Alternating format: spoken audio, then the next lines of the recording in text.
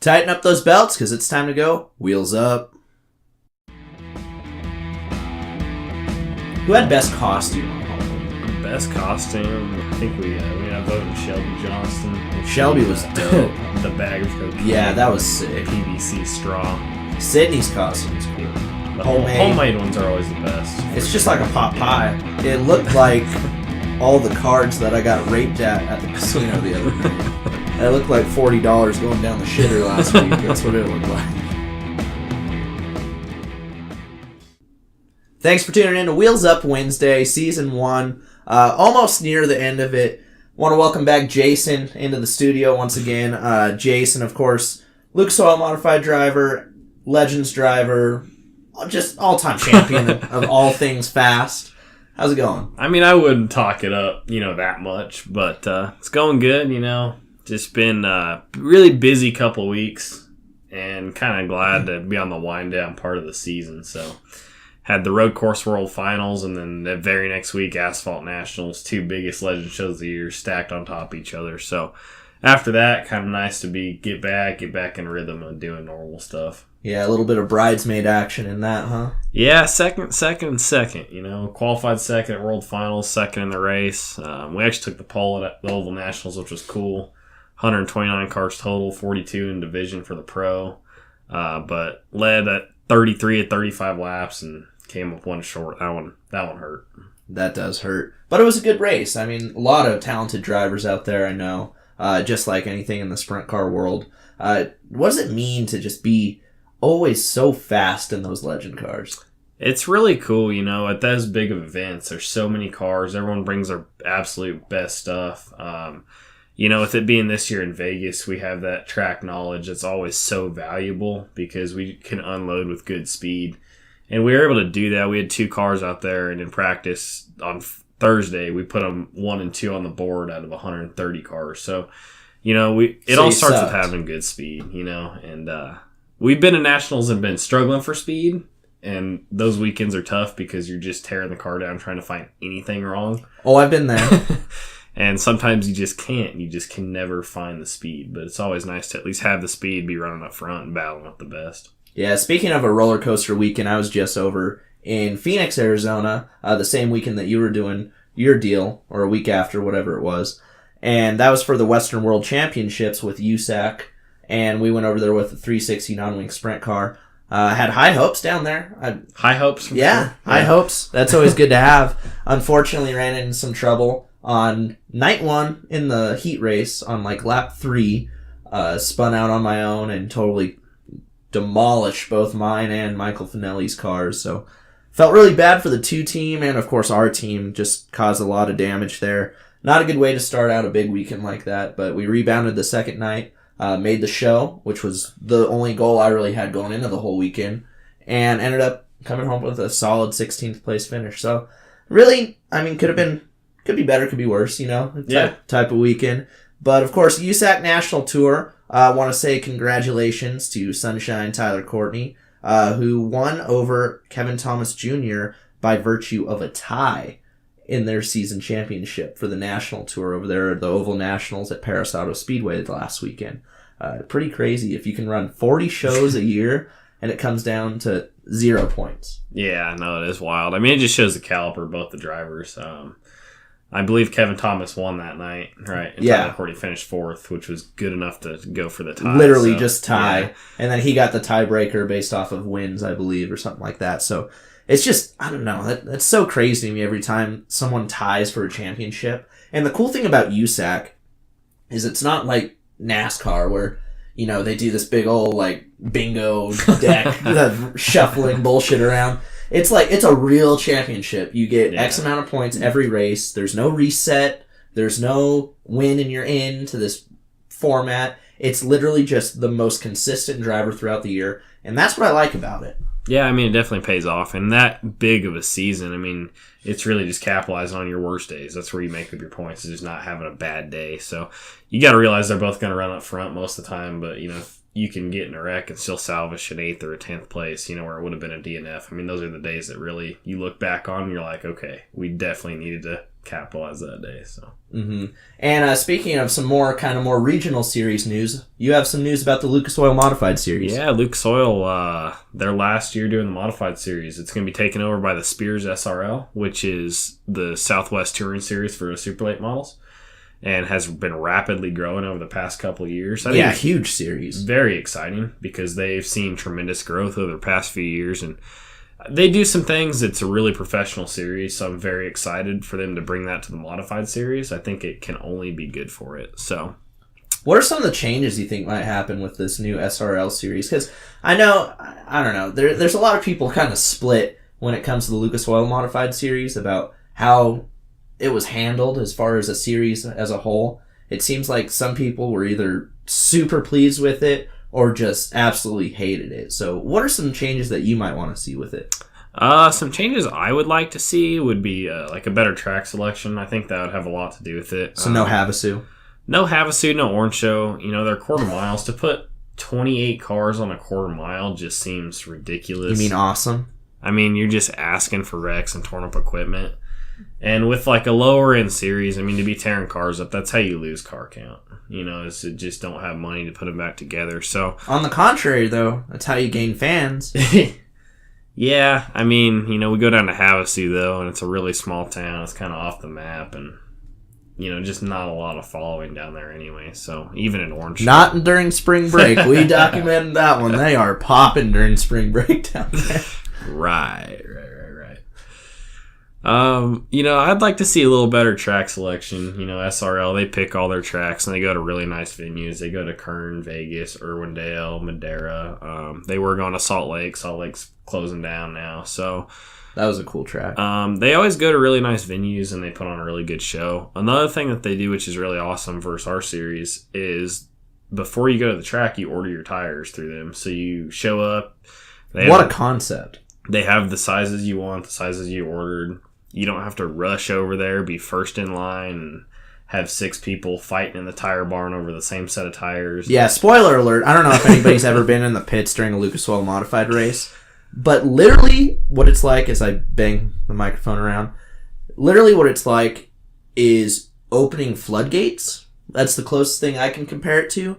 Because you line up and it's like 5 teams at a time or whatever that line up, 5 teams, and they just open these like old raggedy ass barn doors that just has Hoosiers piled up all over the place, and it's just like go, and you just have to like go search for chalk marks. Which, again, I don't want to get into a huge rant over this, but chalk marks. I don't know who's doing the chalk marks over at Hoosier, but it don't matter if it's dirt, asphalt, whatever. Road tires, I'm sure those are just as bad.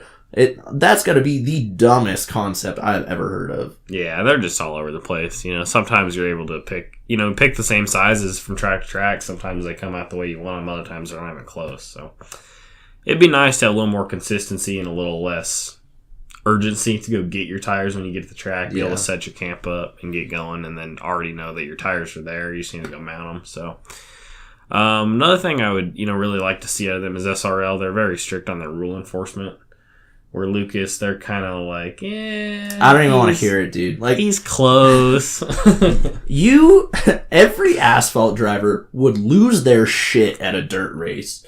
Our tech process, if you could even call it tech, I don't know how much scales really matter for tech, but that's the extent that we have for knowledge, I guess, as far as these cars go from just track to track. Set of scales. One set of scales, and other than that, cheat. That's all. Like, it sucks. Like, all my cars are pretty legal. There's probably some things that aren't exactly in parameters. Not like it makes me any faster, given my stats this year.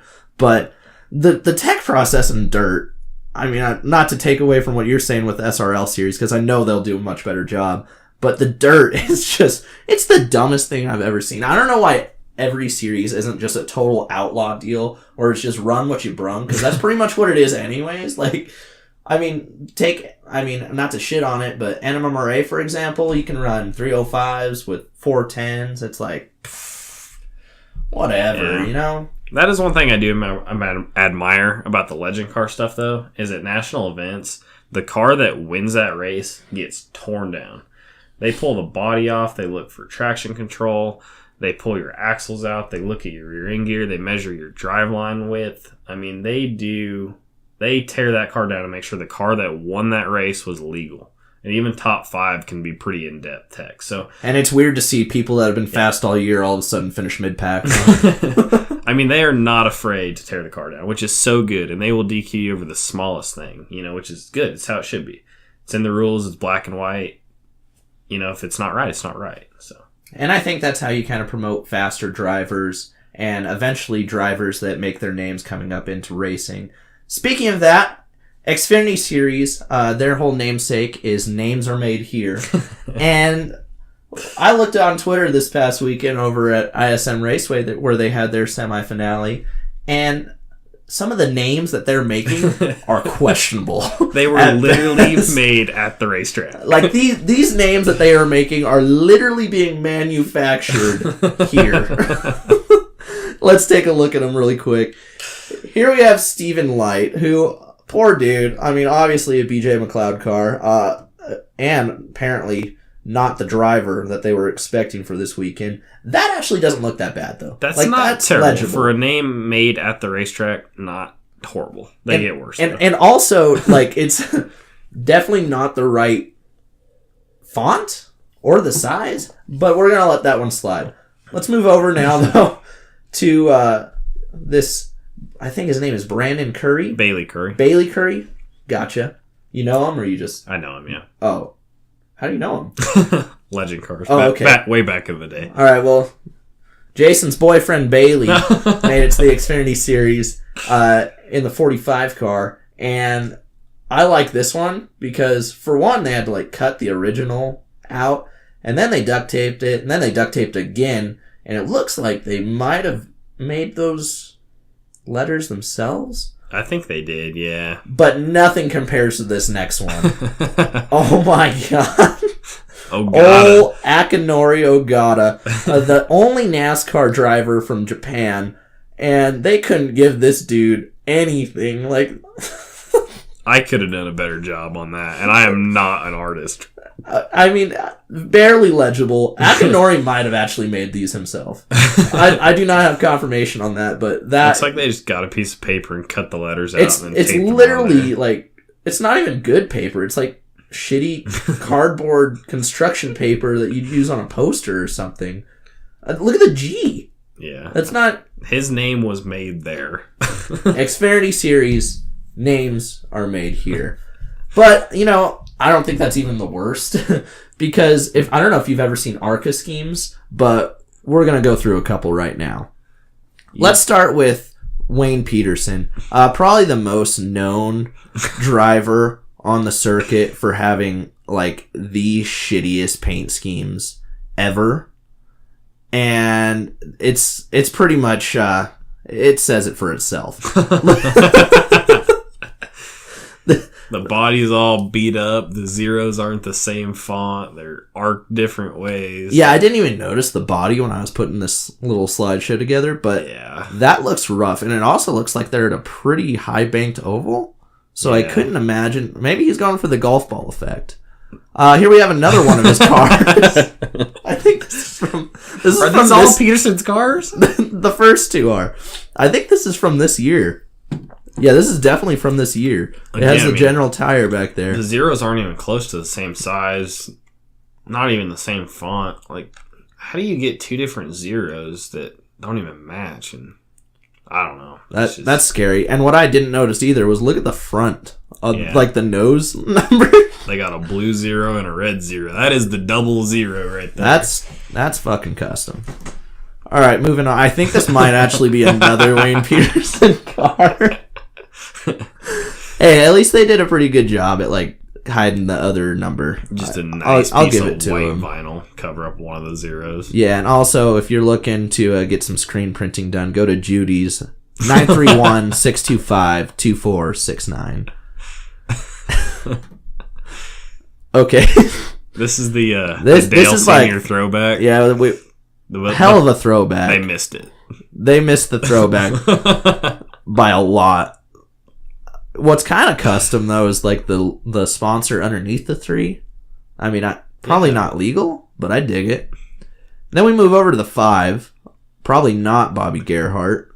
But this once just again, got like, I mean, he's got the red, white, and blue going on, but it is just like Patch Job City. I mean, look at the 5. It's on a red piece of vinyl that doesn't even match the red on the car. Well, I like how the red on the car looks like primer. Thing's sanded down, ready to hit and the the paint blue shop. looks like it's rusted. Like they keep this car outside. I would never strap into that. Here we have a NASCAR 14 paint scheme. Oh, sorry, that's ARCA. That is the most distorted 07 I've ever seen on a car, but the wheels match. The wheels do match, yeah. I'd say out of all of them, that's probably the best one. Even though the Ouch. 07 is... Okay. Yeah.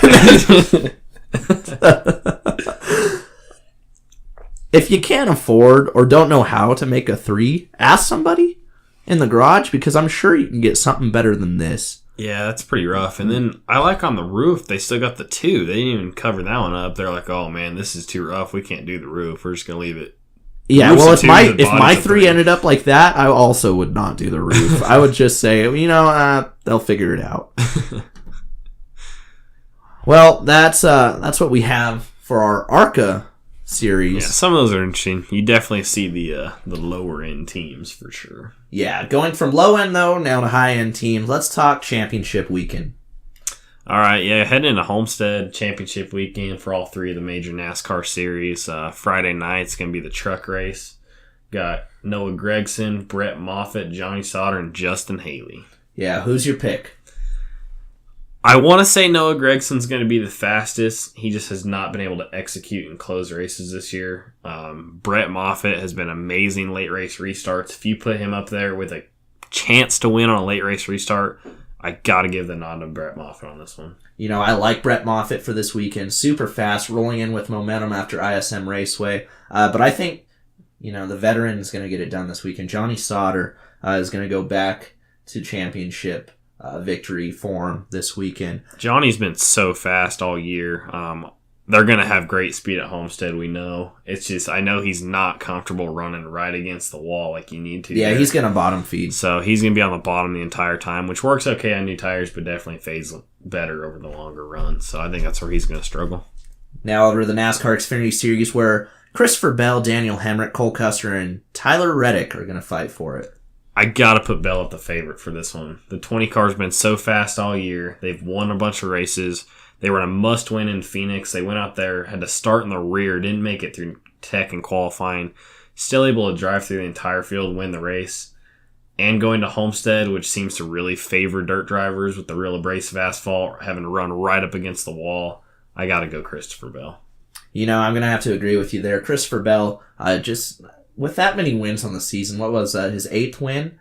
Just incredible how much speed this driver's had. Yeah. And backed into a corner, Phoenix, pretty much in a must-win situation, and he got the job done. That just shows how focused he is this year, and I think he can deliver this weekend at home. I do too. I mean, as calm as he was at Phoenix, they had an interview pre-race where they're like, "Are you nervous?" And he's like, "No." He's like, "I got 200 laps to get up there." He's like, "I'm used to Chili Bowl races that are only 40 laps." Exactly. He's like, "This isn't going to be a problem." Not cocky, but just confident in his team, confident in his car, confident in himself that he can get it done. Yeah. And then, speaking of confidence, we have 4 drivers in the Monster Energy NASCAR Cup Series that are very confident going into this weekend. They amount to 22 wins this season alone. Kevin Harvick, Kyle Busch, Martin Truex Jr., and Joey Logano. Who's your pick for Cup? My pick, I said it at the start of the year, after the first couple races, Kevin Harvick, he's going to win the race. He's going to win the championship. They've just been so fast everywhere they go, and I don't see why it's going to be any different at Homestead. Yeah, I think I'm going to actually have to go with Martin Truex Jr. this weekend. The defending champ, last year's race winner, not a bad pick. I think it's going to be Martin Truex Jr. this year. Wants to give Barney Visser one last championship, go out with a bang, and I think that he's pretty determined, especially after everything that happened at Martinsville. One thing's for sure, I don't think Logano's going to win. No, he sure does, though. He would count himself as the favorite. Absolutely. He is ranked not the favorite by the Vegas odds. But we were talking about something earlier this week that really struck me. I don't think that this is going to be a year where we see the winner of the race as the champion. Yeah, I don't know. I mean, it's going to be tough. You know, the championship contenders are always going to be really fast, but you got to kind of pencil in Kyle Larson for a favorite at that racetrack. We do. And, I mean, last year he backed off, which was so respectful to let Truex and Kyle fight it out because he was going to have to pass him and get in the middle to get back to the lead. But he's been so fast there in the past, and this year he doesn't have a win yet. And you got to know he's going to be hungry to get that win. Yeah, regardless, everybody's going to be watching this weekend. You can catch that action on NBC and NBCSN. They're going to be doing a simulcast this weekend. The traditional broadcast will be on NBC, and then over on NBCSN, they're going to have in-car video with Lee Diffie and Kyle Petty talking about it. So that'll be kind of neat. Yeah. The cool thing this year, too, is even through the new playoff format and the elimination deal, 3 of the drivers that I think should be in the Final Four made the Final Four, which is really cool. It kind of just shows that even in this format, the teams that can perform still do, you know. Because Truex, he's been fast, Kyle's been fast, and Harvick's been super fast. And then Logano, they found some speed lately. And, you know, I'd say they deserve to be in there. I would rank them, you know, probably the least likely to win, but I'd say they have enough speed to be in the Final Four. Yeah, just really quickly, if it wasn't Logano, who would you have put in? The chase grid start, I did put Brad Keselowski. You know, Penske was kind of picking it up right before the playoffs started with a couple wins with Brad, and I figured he got those few extra bonus points that'd probably be able to carry him through, but it just didn't work out for him. Yeah, my pick for the Final Four would have been Kyle Larson getting there. I'm really surprised he wasn't able to get there. But, you know, one of those deals is just so hard. You got to be very consistent here in the postseason, and unfortunately, consistency has not been Kyle Larson's best friend this year. No, and they just really haven't had the speed this year. You know, they're winless. You know, the past couple years they've been able to get to victory lane, win races, and go into the playoffs with bonus points. This year they didn't have that. So when you have a bunch of people that do, you're already behind the 8 ball, and they just did not have the speed that they've had either. So it's kind of like when you don't have points and you don't have the speed, it's like you're going to be eliminated pretty quick, and they were. Mm-hmm. Well, Jason, thank you so much for filling in for old buddy Matt Omick. He'll be back next week. He actually went to go watch a basketball game instead of play one tonight, so it's it's getting interesting. But regardless, thank you, Jason. If fans want to keep up with what you're doing, how can they do that? There's not a lot going on, so no need. But if they do, you can follow me. You can hit him up on Snapchat, RacingJason9. Yeah, at RacingJason9 for Snapchat, Instagram, Facebook. Follow along at He's Jason also Irwin single, Racing. ladies. I am single. As am I. It is cuffing season. I think we're a little past that. We missed the mark on that. Anyways, thank you guys so much for tuning in, and once again for Wheels Up Wednesday. Tune in next week. It's going to be our season finale. Little bittersweet, but it's going to be fun. We're going to have some fun stuff planned, couple of mystery guests, and just a fun time. It'll be a little bit more lighthearted episode. I did want to get a full NASCAR episode in, though, especially since we have somebody that knows what's going on with it.